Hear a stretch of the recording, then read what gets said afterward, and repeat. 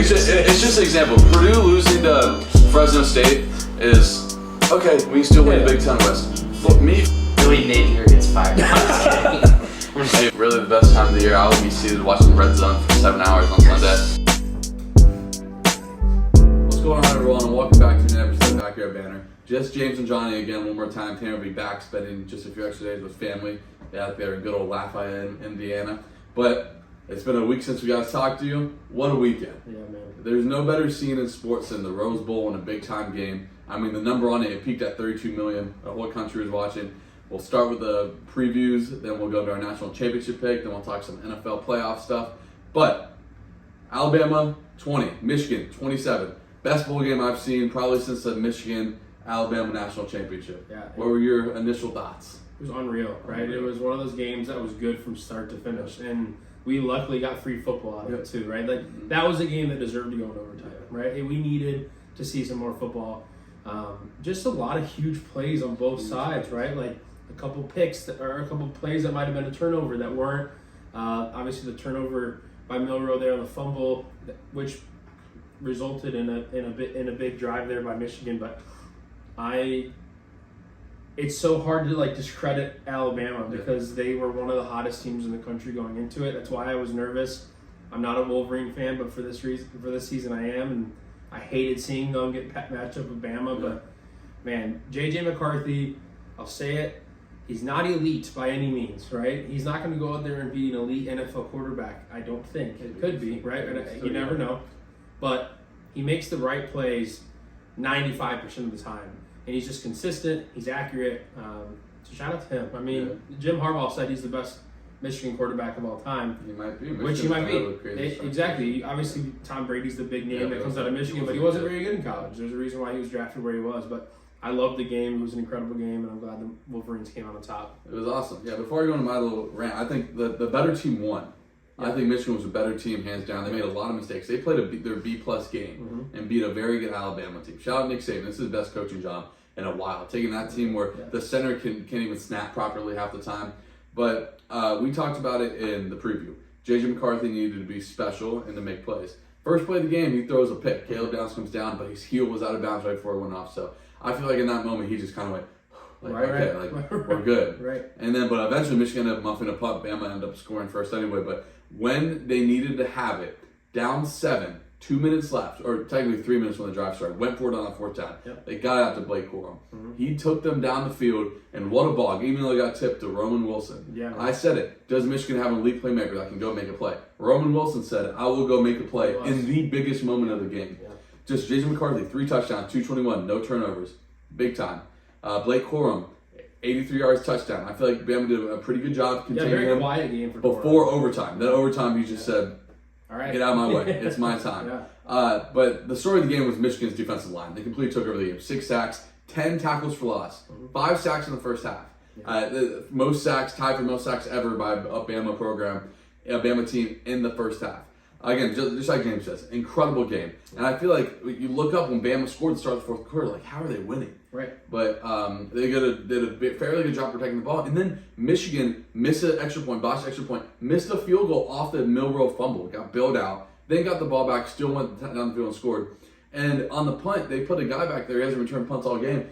Oh my God, what was going through his mind when he muffed the ball, picked it up, sent it overtime? Just a great college football game. It was a helmet game. Two of the best brands and 1 and 2 in wins in college football. Just going at it. It was awesome. Well, that's the thing. Like Michigan made their mistakes, right? But played their B-plus game and won. But that's the thing. They were down, right? I don't know how much time exactly, but a couple minutes. That was 3:30 around there. A few minutes down left 7 in the game. You need a drive. And J.J. McCarthy just. And here's the thing: Michigan has not been this elite offense all year long. They've been bad, but they've been good enough, right? So their defense is so good, and it's been good. And man, it was an incredible game. If we get a playoff game like that every year, but both the games were awesome. Yeah, that's the thing. Milroe, they did not trust him as a passer at all. No. Did not trust him to throw the ball at all. 63 rushing yards, and he's so explosive with it. But I get Michigan. How Bama scores is a deep passing game. They're able to limit Isaiah Bond and Burton to really nothing. Both of them only have 4 catches and nothing, no big plays. Again, only 116 yards passing for Milroe. But it cannot be discredited 3 minutes left, 4 minutes left. You need a drive. If they lose that, it's still. If they lose that game, if they don't pick up that 4th and 2, it's still God. Harbaugh can't win the big one. JJ McCarthy's so not clutch. I mean, he went 3 weeks without throwing a touchdown pass. But again, just one drive, man. How the tides have turned. But yeah, again, great game. Shout out to Michigan, man. Played their B+ game and still beat a very good team. Shows how good and talented they are. Yeah. We'll move on to the nightcap. Washington 37, Texas 30. Just a barn burner. What a game. Penix 430, 2 touchdowns. His ball placement, his accuracy is unreal. Yeah. There's a few throws in the first half. You're just like, wow, like just wow throws that he makes. And I think they have the 3 best receivers in college football, led by Rome Odunze and Jaden Polk. Both had over 1,000 yards this year. And they had, Odunze had 125 and Polk had 122. Yeah. We talked about it in the preview. Texas's defense, their secondary, is 93rd in the country. We thought that they had an advantage there. And boy, did 100%. Yeah. And they won this game only running for 100 yards. Texas ran for 180. They were able to run the ball. Yours was okay. Missed some throws early, kind of like McCarthy did and missed some throws early, but yeah, he showed up, made some throws, but yeah, I mean, they had the 2 fumbles really killed Texas. It was just, this was like the first time I've watched Washington play all year long. This is the first time, I watched snap 1 to snap whatever, the last one, and Michael Penix is legit. Like first of all, he's 24 years old. He's a dog. Shout out Tampa, man. He's from Tampa. He's been there. He's had one of the most roller coaster careers of anybody in college football. But man, like you said, I don't even think it's a shot at Texas's secondary. They played great defense sometimes, and it was a perfect ball over the shoulder. You couldn't walk out there. You couldn't walk out there and hand him the ball back. It was a perfect throwing game for Michael Penix, but they got weapons all over. And you know what? They were able to run enough on that Texas. Dylan Johnson still had 2 touchdowns. Yeah, so it was a great game. It got tight at the end. Washington did everything possible to try to lose the game. Yeah. So Texas, it was about probably 150 left. Texas has 2 timeouts. Washington could run the ball down to about 20 seconds by the time Texas got the ball back. Whatever, running first timeout, running second timeout. Dylan Johnson gets hurt on the last one, and that stops the clock. And of course, it wasn't, he had to get carted off. Hopefully, he's good for the natty and everything. And then the long snapper for Washington muffs the punter. So instead of having it at the 15-yard line with 15 seconds left, Texas gets it at the 30 with about 40 seconds left. They get it all the way down. Yours made a great throw down the seam. Yeah, they get it all the way down the 15-yard line, 12-yard line with one play. A.D. Mitchell couldn't come up with it, but it's always that meme. It's just like cinema. Right. It was just straight. It was awesome, man. Both games. The semifinal games have been so bad for so long. Yeah. I can think of the Washington, Bama, Michigan State, Bama, Clemson, Ohio State the first time. Yeah. It's just. And it looks like we're going to get a good natty too. Yeah, but I will say one thing, and I don't know, this is just me not ever coaching football, so I want your take on it. Washington decided to run a few plays there when they knew they were going to call timeout and they were trying to burn clock. I understand if you get a first down, the game's over.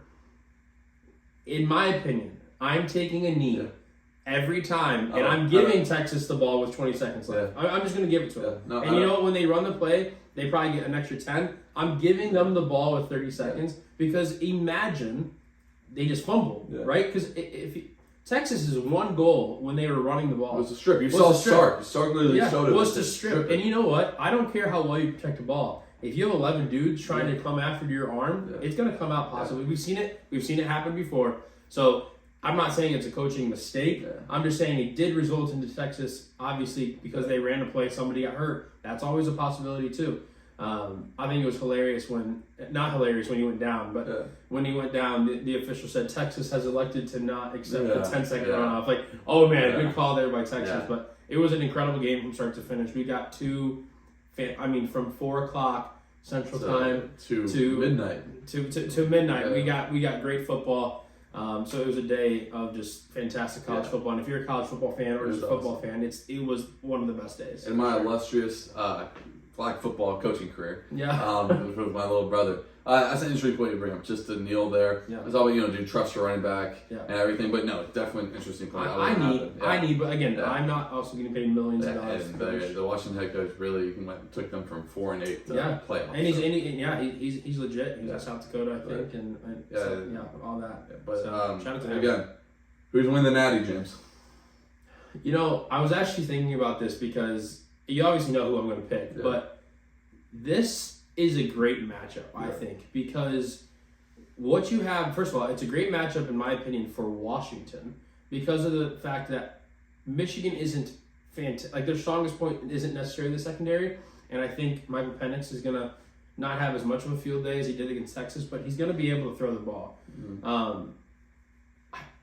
I love the Wolverines. Yeah. I do. They were my preseason pick. I'm going to stick with my guys, but this is going to be a great national championship. I don't see any way any team blows anybody out. I think these defenses, because Washington has got a hell of a defense. Mm-hmm. They really do. And Michigan's obviously got a top 5 defense in the country, if not higher. It's hard, right? Mm-hmm. Because obviously when you look quarterback head to head, Michael Penix is obviously better than J.J. McCarthy. Look at weapons. Washington wins the weapons battle. And all that. But I just think Michigan just plays football the right way from start to finish, and they don't make the game decision mistakes that maybe some teams might make. I don't blame anybody for picking Washington here. I'm just going to stick with my guys. I don't know why. I think Michigan's got dudes on defense that Michael Penix might have trouble with. I think that's the only reason. I think Michigan's going to stop Michael Penix from throwing for 400 yards, and I think they're going to have to maybe run the ball a little better than they have, and I just don't see it happening. So Michigan Wolverines are winning a national championship. Yeah, I picked Washington to beat Texas in the semifinal, and this is so tough. I think I'm going to pick Michigan, and here's why. Will Johnson, if you're a casual, might not know him. He's the best corner in America to me. He very much lived in Marvin Harrison Jr. in the Ohio State game. His name wasn't even called against Bama because that's a good thing if you're a corner. Correct. Michigan needs to win in the trenches. Not even win, they need to dominate in the trenches. Washington won the award for best offensive line in the country. They won that award this year. Michigan, if they did what they did to Bama in the trenches, they will beat Washington. Yeah. Brady McGregor had 2 sacks against Bama. Yeah. Derek Moore, 5 sacks on the year, had 1 against Bama. Those 2 guys need to dominate in the trenches in order for Michigan to win. Again, Michigan will win because they're going to dominate in the trenches.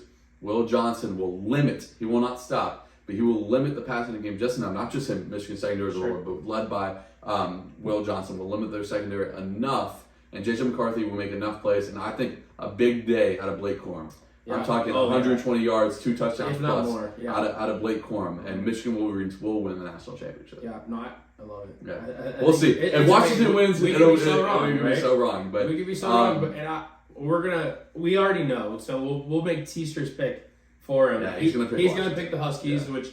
I mean, good for him. He's been riding them. He's been with them the whole year. Shout out Tanner. Shout out to Tanner for knowing that. He was right on Arizona. He was right on. You know what? They had a hell of a schedule at the end of the season. Nobody thought they were going to finish undefeated. Obviously, everybody predicted them to lose to Oregon. They weren't even supposed to be in the playoff, according to some people. And now they're in the national championship, and they got a legitimate chance to win. It's a 10-point underdogs against Oregon to competing for a national championship. Yeah, and they're only 4.5. I think 4.5 point dogs against Michigan, but. Yeah.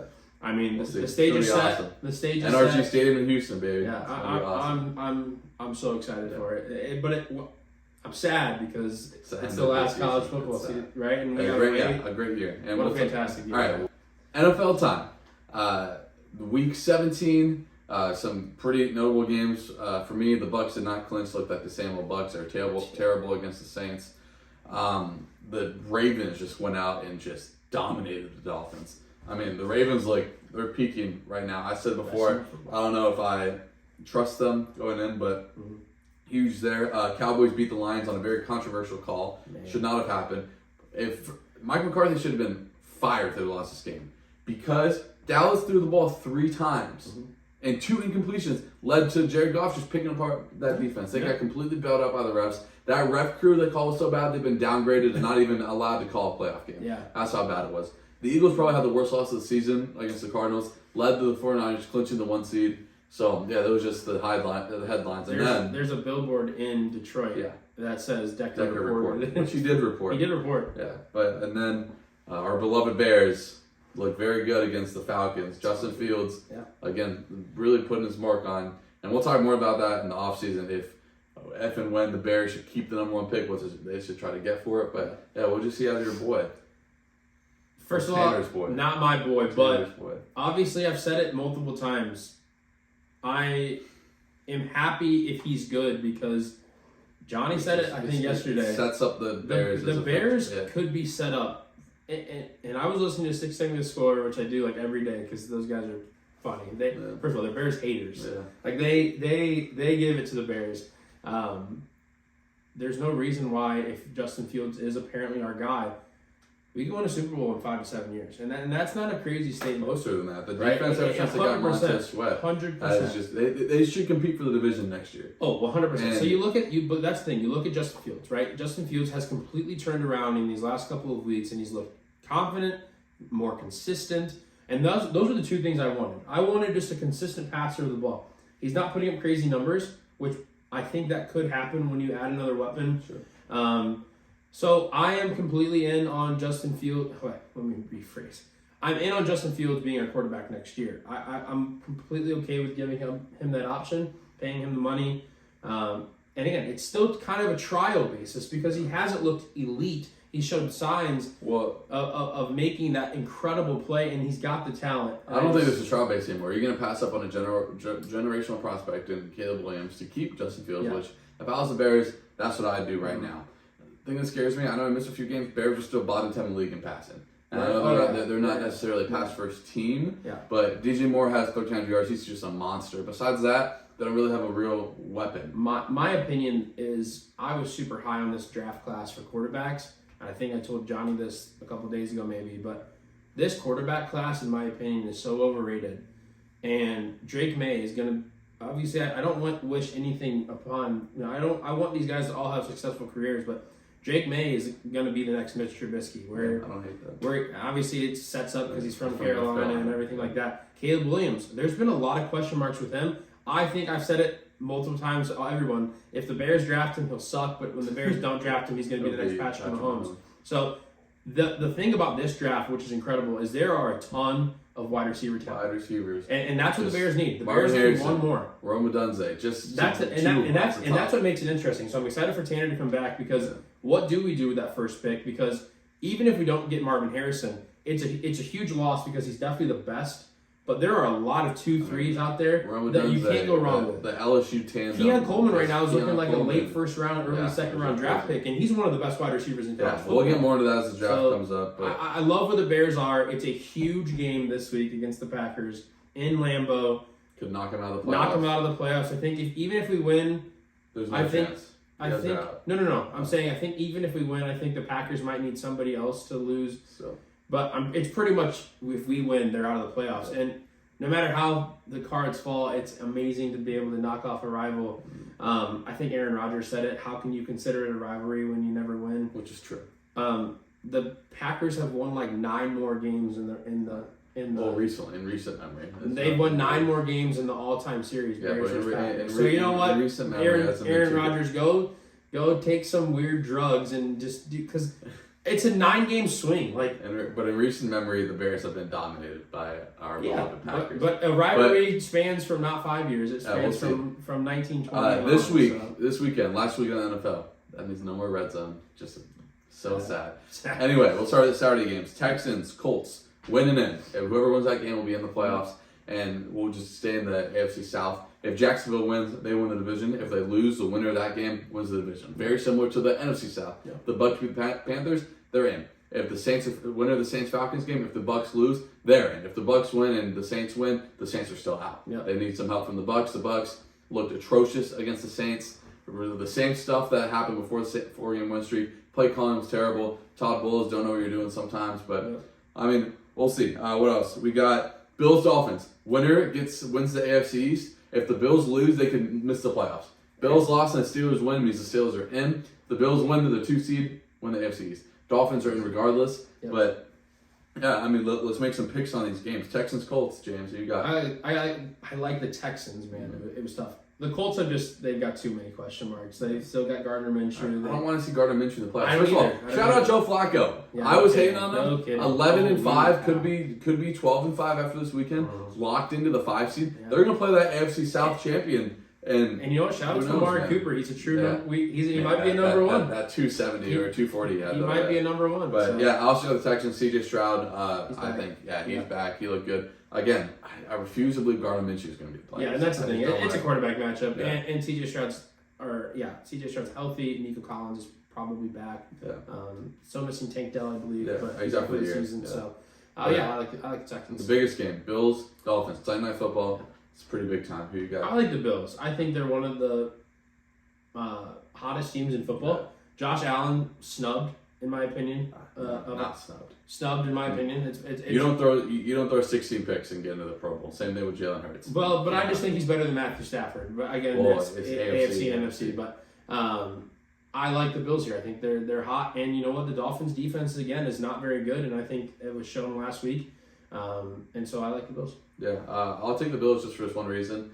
Nick Bradley Chubb, Yep. the edge rusher, tore his ACL out for the year. Yep. Phillips tore his Achilles against the Jets, I'm Yep. pretty sure. Again, out for the year. It's tough. You can't lose two premium pass rushers and expect to just get after Josh Allen like that. Yep. The Bills did not play well in their last game. They did not look too good. Josh Allen has literally throws a pick in every game. But it's at home in Miami, but I'm going to hesitantly take the Bills because of the pass rush not going to be there for the Dolphins because of injuries. Yeah. But yeah, we'll see. It's going to be a wild weekend in NFL. We're going to finalize the playoffs. What a Sunday, Monday. Yeah, Sunday. It's going to be awesome. Yeah. And then next episode we'll have our recap, and then the episode after that we'll have our entire NFL playoffs. We're going to tell you exactly who's going to win the Super Bowl. 100% correct. All right. Yeah. So the Bucks play the Panthers. I hate to do it, but I'm going to make a prediction, and the Panthers are going to beat the Bucks. The Panthers have looked much better in these past couple weeks. Again, they're not good at all. They look better until the Jacksonville game. They just Bryce Young maybe kind of figuring himself out a little bit more, maybe becoming more confident, but I just think they're gonna go in. I just think they're gonna beat the Bucks, and I hate that for you, right? And I don't think I'm right, but it's just my opinion is I think the Panthers have a legitimate chance of beating the Bucks and knocking them out possibly. Yeah, we'll see. Baker's questionable. He got hit up pretty good against the Saints. A lot of those late hits that they don't call. Yeah, we'll see. I mean, the Bucks would lose this game. It's tough, but yeah, I mean, I have to think that they'll win. I know, and it'd be so bad if they didn't. But I mean, yeah, at least Todd Bowles will get fired if they lose. But we'll see. Todd Bowles is either hit or miss. I think he's the best defense coordinator in the league. But as a head coach, I mean, we'll see. I'm saying this if he could win his second straight division. And we're both kind of in that. Matt Eberflus has looked much better in terms of calling the defense, but when it comes to late game management, he can't be a head coach, and that's the same way for your team. We'll see. I think the Bucks will find a way to win because I just think the Panthers are so inept in their explosive plays. Chuba Hubbard's a decent back, but when Adam Thielen's your one, you know he's been a two his whole career, even when he was in Minnesota. I also want to take a second. Shout out to Caitlin Clark. That step back three she had against Michigan State. I'm going to say this. Caitlin Clark is already the greatest women's basketball player ever. I don't care what she does. She should come back to Iowa for her fifth year. Yeah. But Caitlin Clark is the best women's basketball player ever. Yeah. What she's doing right now, she scored 3,000 points in her career already. She scored 1,000 points in a season. Yeah. She had 40 in a game winner against Michigan State. Yeah. She gets me to a TV. No other, maybe two or three other women athletes get me to a TV. Yeah. Caitlin Clark gets me to a TV, and the women's national soccer team will get me to a TV. Yeah. Besides that, nothing. Or even not even necessarily the TV, like scrolling through like Instagram or something. You're like anything Iowa. I'm like, all right, what did Caitlin Clark do? I mean, she's unreal. The Pistons are taking for Caitlin Clark. Yeah. I mean, it's just unreal what she's doing. She's unreal. She's one of the only players with a 40-point triple-double. Hey, we should try to get to maybe an Iowa women's basketball game. Yeah, they're right for there. a vlog. But yeah, I had to shout that in. What she's doing is just unreal. Yeah, she's doing. No doubt. But yeah, that's all we got today. Tanner will be back as a community next episode. We miss Tanner dearly. Yeah. He'll be back. Subscribe. We're one away from 230. Again, if we get to 300. We're going to really kind of upgrade our set. We've got some ideas in mind. We've got some decorations incoming. But subscribe if you haven't, sent to somebody. And if you made it this far, thank you so much for watching. Appreciate it.